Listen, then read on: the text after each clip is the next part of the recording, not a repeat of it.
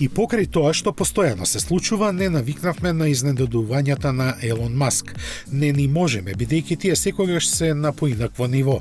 Меѓу најновите спаѓа појавувањето на Tesla Model 3 со автономијата од само 150 км. Се работи за верзија наменета само за Канада, што го има истиот пакет батерии како и стандардната, но софтверски заклучени на наведената бројка. Причина се државните субвенции кои се ограничени за возила со основна цена под $45,000.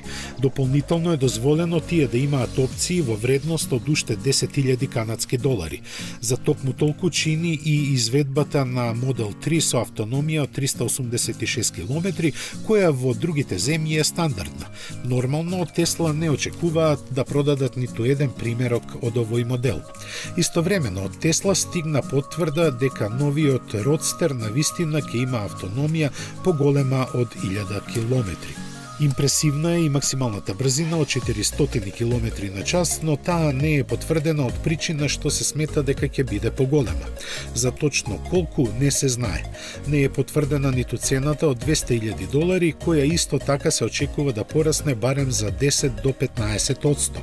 Она што со сигурно се знае дека првата серија се појави идната година и ќе чини $250,000. Ке можат да ја набават само 1000 купувачи кои однапред ќе ја платат целата сума. Останатите можат да си резервираат примерок за себе со депозит од $50,000.